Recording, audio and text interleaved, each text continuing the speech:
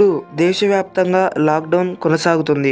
మన prime minister Modi గారు March 22న అందరూ జనతా కర్ఫ్యూని విజయవంతం చేయాలని కోరారు. అది సక్సెస్ అయ్యింది. ఆ తర్వాత దాన్నే కంటిన్యూ చేయడానికి 21 డే లాక్డౌన్ని అమలు చేశారు. అసలు లాక్డౌన్ వల్ల ఇప్పటి వరకు జరిగిన మార్పులేంటి? లాక్డౌన్ వల్ల మనకి లాభమా, నష్టమా? లాక్డౌన్ని ఎందుకు మనం పాటించాలి? ఇలాంటి ఎన్నో ఇంట్రెస్టింగ్ క్వశ్చన్స్కి ఈ వీడియోలో సమాధానాలు తెలుసుకుందాం. మరి ఇంకెందుకు ఆలస్యం, let us start our episode.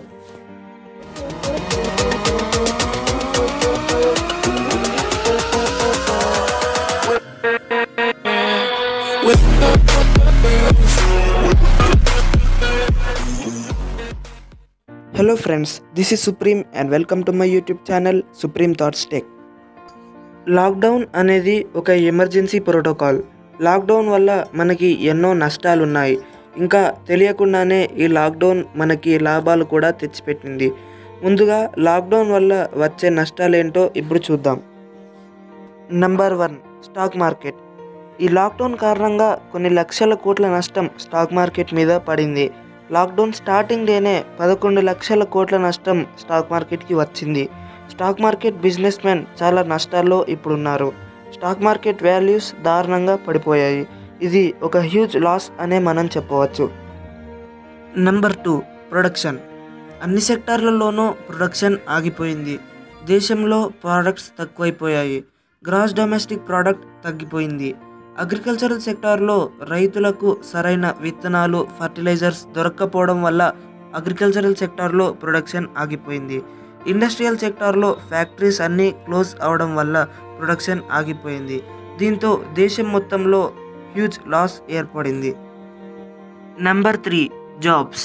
ఈ లాక్డౌన్ కారణంగా ఎంతో లాస్ అనుభవిస్తున్న కంపెనీస్ కొన్ని వర్క్ ఫ్రమ్ హోమ్ ఇచ్చాయి. ఇంకొన్ని ఈ లాస్లని భరించలేక ఎంప్లాయర్స్కి శాలరీస్ ఇవ్వలేక కొన్ని చిన్న కంపెనీస్ ఎంప్లాయర్స్ని తీసివేయడం జరిగింది. దీనివల్ల ఎందరో సాఫ్ట్వేర్ ఎంప్లాయర్స్ తమ జాబ్స్ని పోగొట్టుకోవడం జరిగింది. ఇది కూడా మన దేశానికి ఒక లాస్గానే మనం చెప్పవచ్చు. Number 4, construction and daily wages. Lockdown కారణంగా స్టీల్, ఐరన్ మరియు సిమెంట్ ఇలా అన్ని రా మెటీరియల్స్ దొరకకపోవడం వల్ల కన్స్ట్రక్షన్స్ అన్నీ ఎక్కడికక్కడే ఆగిపోయాయి. రోజు కూలీ పని చేసుకుని బతికే వారికి అసలు పని దొరకకపోవడం వల్ల వారు ఎంతో బాధపడుతున్నారు. కాబట్టి ఇదంతా మన దేశానికి లాక్డౌన్ వల్ల వచ్చిన లాస్ అనే చెప్పవచ్చు. Number 5, migration. వేరే రాష్ట్రాల నుండి మన రాష్ట్రానికి పని చేసుకోవడానికి వచ్చిన కూలీలు ఎంతోమంది ఫ్యాక్టరీస్, కంపెనీస్ ఇలా అన్నీ క్లోజ్ అయిపోవడం వల్ల తమ రాష్ట్రాలకి వెళ్ళిపోవడానికి ట్రాన్స్పోర్టేషన్ ఫెసిలిటీస్ లేకపోవడంతో కాలినడకన కొన్ని వందల కిలోమీటర్స్ నడుచుకుంటూ వెళ్ళిపోతున్నారు. ఇది ఇండియా, పాకిస్తాన్ విడిపోయిన తర్వాత కలిగిన అతిపెద్ద మైగ్రేషన్గా మనం చెప్పుకోవచ్చు. దీనివల్ల కొందరు ప్రాణాలు కూడా పోగొట్టుకుంటున్నారు. అందుకే ఇది మన దేశానికి ఒక లాస్గానే చెప్పుకోవచ్చు. Number 6, transportation.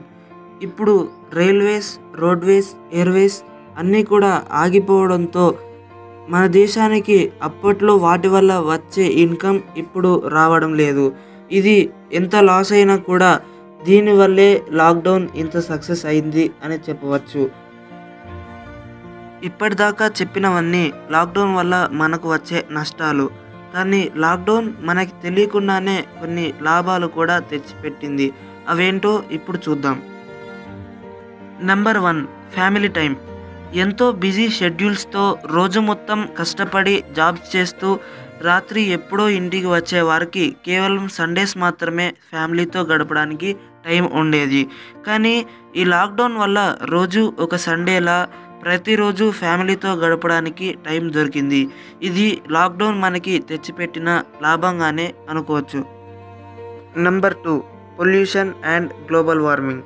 ఈ లాక్డౌన్ వేయకముందు ప్రజలు రోడ్లపై తిరుగుతూ వెహికల్స్ నుండి వచ్చే స్మోక్ని రిలీజ్ చేస్తూ ఉండేవారు. ఫ్యాక్టరీస్ స్మోక్ని ఎయిర్లోకి రిలీజ్ చేసేవి. వీటితో ఎయిర్ పొల్యూషన్ పెరిగిపోయేది. మరియు ప్రజలు నీళ్ళలో ప్లాస్టిక్, వేస్ట్ ప్రోడక్ట్స్ వంటివి వేసేవారు. ఫ్యాక్టరీస్ వేస్ట్ మెటీరియల్స్ని నదుల్లోకి పంపేవి. దాంతో వాటర్ పొల్యూషన్ కూడా పెరిగిపోయేది. వెహికల్స్ నుండి వచ్చే హారన్ సౌండ్స్ నాయిస్ పొల్యూషన్ని పెంచేవి. వీటన్నిటి వల్ల గ్లోబల్ వార్మింగ్ పెరిగేది. కానీ ఒక్కసారి ఈ లాక్డౌన్ అమలైన తర్వాత ప్రజలు రోడ్లపైకి రావడం మానేశారు మరియు ఫ్యాక్టరీస్ అన్నీ స్టాప్ అయిపోయాయి. కాబట్టి ఇప్పుడు స్మోక్ రిలీజ్ అవ్వడం లేదు. దాంతో ఎయిర్ పొల్యూషన్ జరగడం లేదు. వాటర్ పొల్యూషన్ కూడా ఆగిపోయింది. వెహికల్స్ నుండి హారన్ సౌండ్స్ లేవు కాబట్టి నాయిస్ పొల్యూషన్ తగ్గిపోయింది. వీటన్నిటి వల్ల గ్లోబల్ వార్మింగ్ తగ్గిపోయింది. ఒక రకంగా చెప్పాలంటే లాక్డౌన్ మనకి చేసిన అతిపెద్ద సహాయం ఇదే. Number 3, fuel. ఈ లాక్డౌన్ అమలు కాకముందు ప్రజలు వెహికల్స్ని రోజు వాడుతూ ఉండేవారు. దాంతో ఫ్యూయల్ బాగా స్పెండ్ చేయడం జరిగేది. ఇప్పటికే కొన్ని దేశాల్లో ఫ్యూయల్ కోసం చాలా కష్టపడే పరిస్థితి వచ్చిందని మనందరికీ తెలుసు. కానీ ఈ లాక్డౌన్ అమలైన తర్వాత ప్రజలు వెహికల్స్ వాడకపోవడం వల్ల ఫ్యూయల్ ఎంతో సేవ్ అవుతుంది. ఇది లాక్డౌన్ మనకి తెచ్చిన ఒక లాభంగానే మనం చెప్పుకోవచ్చు. దీంతో ఈ మిగిలిన ఫ్యూయల్ని సస్టైనబుల్ డెవలప్మెంట్ కింద ఫ్యూచర్ పర్పసెస్ కోసం వాడుకోవచ్చు. Number 4, money. ఈ లాక్డౌన్ అమలు కాకముందు మూవీస్ అంటూ, షాపింగ్ మాల్స్ అంటూ, పార్టీస్ అంటూ ఎన్నో విధాలుగా మనీని ప్రజలు స్పెండ్ చేసి అనవసరంగా వేస్ట్ చేసేవారు. కానీ ఈ లాక్డౌన్ అమలైన తర్వాత ప్రజలకు మనీ స్పెండ్ చేద్దామన్నా కూడా షాపింగ్ మాల్స్, థియేటర్స్ అన్నీ క్లోజ్ అయిపోయాయి. కాబట్టి దీంతో మనీ సేవ్ అవడం జరుగుతుంది. Number 5, crimes. లాక్డౌన్ అమలు కాకముందు చైన్ స్నాచింగ్స్, రాబరీస్, హత్యలు ఇలా ఎన్నో క్రైమ్స్ జరిగేవి. కానీ ఈ లాక్డౌన్ అమలైన తర్వాత ప్రజలంతా తమ తమ ఇళ్లలో ఉండడం వల్ల ఇలాంటి ఎన్నో క్రైమ్స్ ఇప్పుడు జరగడం లేదు.